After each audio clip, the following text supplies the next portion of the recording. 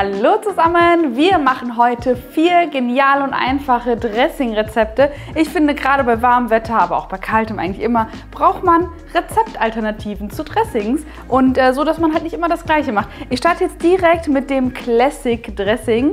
Wirklich total klassisch, einfach, aber auch sehr, sehr lecker. Dafür starten wir mit einer Base aus Olivenöl. Da bitte gutes, kalt gepresstes Olivenöl verwenden, nativ extra. Und da macht es halt wirklich aus, dass der Grundgeschmack einfach schon lecker ist. Ne? So, und ich mache noch ein bisschen mehr rein. Ich mache das immer nach Gefühl, aber für euch schreibe ich die ganz genauen Mengenangaben hier unten in die Videobeschreibung. Dann könnt ihr euch das einfach aufklappen, screenshotten und einkaufen gehen. Wobei die meisten Zutaten müsstet ihr eigentlich zu Hause haben. So ein Spritzer Zitronensaft kommt hier jetzt noch rein. Nicht zu viel, sonst wird es zu sauer. Ja, das reicht mir schon. Dann für die Würze Salz und Pfeffer. Mehr braucht es nicht bei diesem Dressing. So ein bisschen Säure kommt noch durch Apfelessig. Wir haben ja schon die Zitrone drin, daher hier auch nur ein bisschen reintun. So gerade so ein paar Tropfen. Und ganz zum Schluss kommt Senf mit rein. Und das war's schon. Das Ganze verrührt ihr dann und dann ist unser klassisches Dressing auch schon fertig. Ich bin kein Senf-Fan, aber trotzdem macht das was mit dem Geschmack.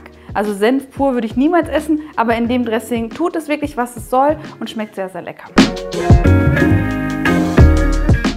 Ach, wichtigste Zutat vergessen, und zwar die Knoblauchzehe. Ich brauche das gar nicht schälen, ich kann das auch so, das wissen die wenigsten tatsächlich, ihr könnt das auch einfach so in unsere Knoblauchpresse reingeben und die Schale fängt ihr dann automatisch auf. Also wenn ihr ein Date habt, würde ich jetzt, obwohl, steht dazu, ganz ehrlich, ich finde nicht, dass man sich verstecken muss.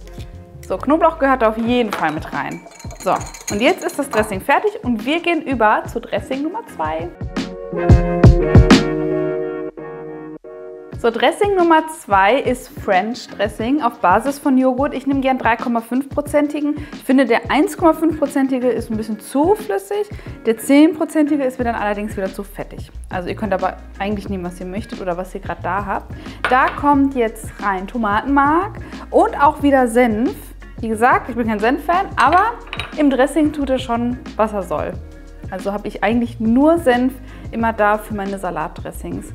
So, da kommen jetzt noch Salz und Zucker rein. Ja, richtig gehört, Zucker macht einfach was mit dem Geschmack, macht den Geschmack rund. Ihr habt das bestimmt schon mal gehört, bei herzhaften Gerichten immer ein bisschen Zucker rein und bei süßen Rezepten immer ein bisschen Salz. Hier habe ich jetzt noch Tiefkühlkräuter und zwar habe ich hier Dill und Petersilie. Ihr könnt aber auch andere Kräuter nehmen.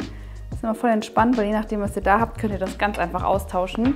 Und jetzt fehlt nur noch ein bisschen frischer Pfeffer und ein Schuss Essig. Und dann verrührt ihr das und dann ist das Dressing auch schon fertig. So, Rezept Nummer 3. Da gibt es jetzt was Türkisches und zwar mit Granatapfelsirup. Ich glaube, das kennen auch die meisten aus den türkischen Restaurants oder generell Türken unter sich, aber auch in der generell in der orientalischen Küche, in der arabischen, also es ist total weit verbreitet. Hier nehme ich einfach nur Olivenöl, also gutes Olivenöl. Hier habe ich Granatapfelsirup. Das ist einfach nur Granatapfelsirup, ohne irgendwelche Zuckerzusätze etc. Und da gibt es echt Unterschiede auf dem Markt. Ich verlinke euch meins mal in die Infobox. Und da kommt jetzt nur noch Salz rein. Und dadurch, dass es eher ein säuerliches Dressing ist, also geschmacklich für alle, die ihren Salat säuerlich mögen, perfekt. Und da könnt ihr dann noch Sumak drauf geben. Sumak ist Essigbaumgewürz. Hört man ja schon vom Namen. Essig ist ja auch immer ein bisschen säuerlicher. Eigentlich mache ich den auch gerne einfach auf meinen Salat nochmal so als krönenden Abschluss. Aber wenn ihr euer Dressing vorbereitet, könnt ihr das da schon direkt mit reingeben.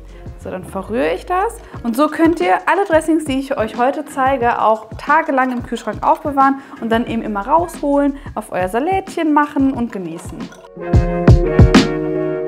Dressing Nummer 4. Wir machen ein Honigkräuterdressing. Dafür nehmen wir uns natürlich Honig. Jetzt kommt auch wieder der Senf zum Einsatz. Den würde ich jetzt auch nicht weglassen, weil gerade der macht mit dem Honig eben, dass das total stimmig ist. Wie gesagt, man schmeckt ihn nicht raus. So lustig, bei jedem Rezept hier bin ich den Senf am Bashen und trotzdem sage ich, der passt aber irgendwie immer dazu.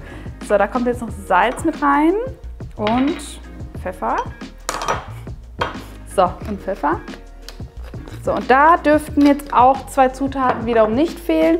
Und zwar wieder gutes Olivenöl und ein Schuss Essig, nochmal für die feine Säure.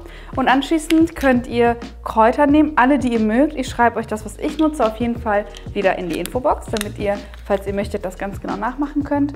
Und dann wird alles verrührt. Und auch dieses Dressing ist vor allem jetzt eben durch den Essig total lange haltbar im Kühlschrank. Also ihr könnt den wirklich bis zu 5 Tage im Kühlschrank aufbewahren und dann immer rausholen, wenn ihr euch gerade einen Salat macht. Und fast hätte ich schon wieder meinen Knoblauch vergessen. Der kommt jetzt hier auch noch mit rein. Und dann haben wir es aber. Der Knoblauch darf in meinen Augen hier auch nicht fehlen.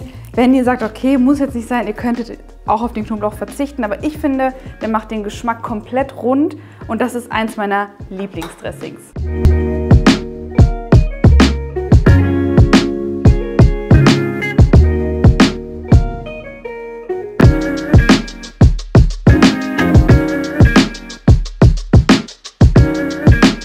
Ja, das war's von meinen 4 Dressings. Ich gönne mir jetzt diesen Salat und mal gucken, was ich mir noch so zum Mittagessen zaubere.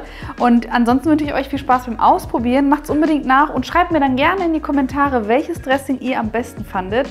Und ihr könnt mir auch sehr, sehr gerne Kommentare reinschreiben und Vorschläge, welche Top 4 Rezepte als nächstes kommen sollen. Zum Beispiel Top 4 Marinaden hätte ich noch auf Lager oder auch in die süße Richtung Top 4 Tortencremes. Also schreibt mir das sehr gerne. Ich gönne mir jetzt noch den Salat und sage bis zum nächsten Mal. Tschüss!